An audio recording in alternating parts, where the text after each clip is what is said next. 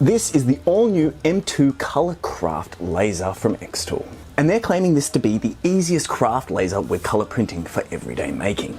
So let's put that to the test. I'll be testing out a whole heap of different materials with both the 10-watt laser cutter and the inkjet printer head. And being someone who has never touched an xTool printer before this video, I'll be experimenting with it without any instructions to see just how easy it actually is for the average user. But for now, let's jump back to the initial unboxing and reaction. All right, I have a new toy to play with. This is the xTool M2. It is releasing today, if you're watching the day that I'm releasing this. So let's open it up and have a proper look together.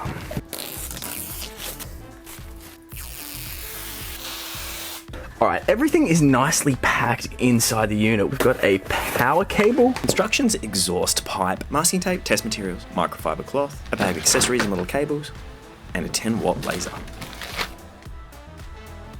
Straight out of the box, this looks really nice and clean. The build quality feels really good. We've got a hard plastic top, which is nice. And honestly, everything about it just feels really sleek and high quality. Now time to attach that laser. No way it's that easy. Whoa. Not gonna lie, I'm kind of a little bit mind blown by this. I was like concerned I'd not know how to attach it, but it just sticks on with magnets. Just about idiot proof. Once that's held on with the magnets, you just need to plug in this small USB-C cable to connect it to the unit. Now, if we're going to be using the laser cutter attachment, it's going to be producing a lot of smoke, so we're going to need that exhaust pipe. This just plugs onto the back of the unit. We then tighten it up so it's nice and snug so we have no smoke escaping. You could just feed this out the window, but if you want to have it inside, like I'm going to have it in the studio here, we're going to need an air purifier. While the smoke purifier isn't completely necessary, you could always just feed the smoke straight out a window. It is super handy, especially in small spaces, and if you want to have this running inside, in a workshop or studio, for instance. So I'll be taking off that other exhaust hose and using the one that came with the smoke purifier. This thing just clips together and is obviously super intuitive and basically plug and play so far. But for now, it is far too late at night, so I'm going to go to bed and come back at this in the morning. Tomorrow. Welcome to the xTool Laser and Fire Safety Awareness Training. After completing a quick safety intro, I was ready to get started with my first test. The program gave me a quick template to make a keyring, so I made a little test for Theo. What do you think, buddy?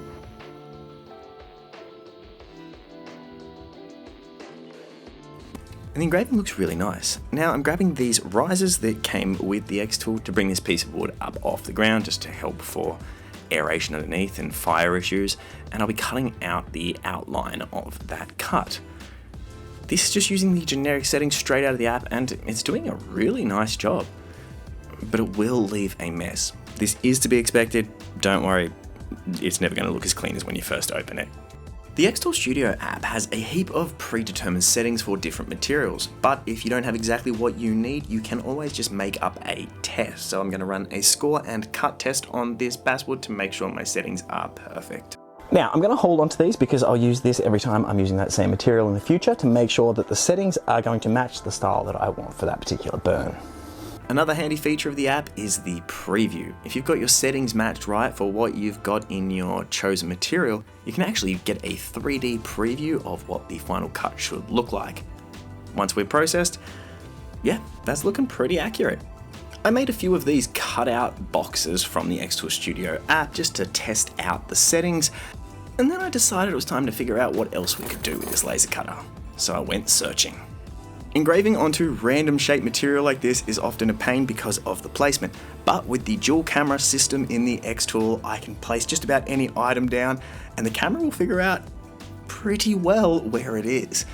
So I can grab any item as long as it's shorter than an inch, place it in the xTool M2, update the photo, and then just place my design on the object and hit process. And then patiently wait for it to finish, which honestly only took about a minute for a small burn like this. This particular test with the dowels is because I want to work on some magic wands for a build soon. And really the best way for this would be to use the rotary attachment, which does fit with the M2, I just don't have one. But I can still rotate it myself, I just won't have as clean of a design that can wrap around. Now I've got a lot of ideas of different ways I can use this for future builds, but for now it's time to move on to the printer head. This is the CMYK inkjet printer attachment. It's time to test it out. The M2 inkjet head uses a cartridge system that plugs in really easy and runs a CYMK with a dedicated black, unlike the previous M1. And then it's just a hot swap with those magnets and the USB-C cable. I've never had an inkjet printer before, so I just started testing things out. I took a screenshot from an old video and tried printing it out on the photo paper. Honestly, I wasn't super impressed at first, but then I started playing around with some of the settings, and obviously depending on the material that you're printing on, you need to nail these settings down. For example, when I printed straight onto a cheap basswood that I'd gotten off of Amazon, it bled into the wood really badly. So this probably needs some treatment before use. Whereas printing onto this cardboard lid, it printed beautifully. I found that this kind of pop art prints really well, especially on things like cardboard. But let's test it out with a few random materials to see what other uses we could come up with. Starting with XPS foam, I use this for a lot of my builds, so we hold it in place with some magnets and print out a couple of different intensities to see how it goes. It's not one of the recommended materials, but it prints pretty well, and that could put down some great templates for carving more intricate patterns into foam work. Now for the test that I was personally most excited about, printing straight onto clothes. It is water-based ink, so this will wash out if not treated properly, so I'm probably going to have to do a whole bit of research into making sure I'm doing that right, but if this works, I might be able to make my own merch. And that print quality is absolutely awesome. Honestly, of all the things I printed onto, material took the ink the best. Straight out, I can rub at it and pull at it and it doesn't smear. So while that ink's holding really nicely and it looks great, it would probably come out in the wash because it is a water-based ink. So I'm gonna have to figure out how to treat this properly. But for now, let's see what else we can print on. I grabbed a few 3D printed flags from my castle build to test it out, but the paint on these really didn't take the water-based ink too well. I might need a more specific primer for this. And for my next test, I'm gonna make a rock. In fact, I made the rock. And I was amazed at how well the rock printed on the rock. Wait, the inkjet printer printed the rock on the rock. You get what I'm saying. Now I'll swap out the inkjet printer for the laser engraver and have a go at that on this texture as well. Now we have the rock that tells you you rock.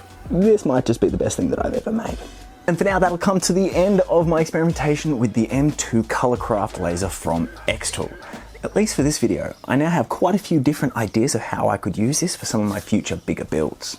Another huge thank you to xTool for sending me out the M2 Colous Craft Laser so I could have a play around with it and show you guys what it is capable of which I'm sure I barely even scratched the surface. Being someone that had never actually used an xTool machine and actively chose not to use any instruction, I found it super easy to plug in, get going, and make something with. So I might have to pay their claim that this is the easiest all-round laser cutter and craft printer for at home, at least with what I've used. And xTool didn't pay me to say any of this. While they did send me out the xTool to test out and show you guys what it is capable of, they haven't asked me to say anything particular, just wanted my honest opinion and review. And honestly, that opinion is that this thing is awesome and I can't wait to see how exactly I can use it in my future projects. The unit itself looks beautiful, and the addition of the smoke purifier is really handy in small spaces like this. On some of the bigger burns, there was still a slight smell of smoke, but the room stayed clear and all of that harshness was taken out before anything was pumped out into my space. But by far my favorite feature of this entire thing is how easy these pieces swap out. The simple magnetic attachment and then a plug and play just makes this super easy to go back and forth between the two in my case, but you can get other attachments. And honestly, just get more and more use out of the one product, which means less space taken up in your workshop or studio and more productivity in your crafts.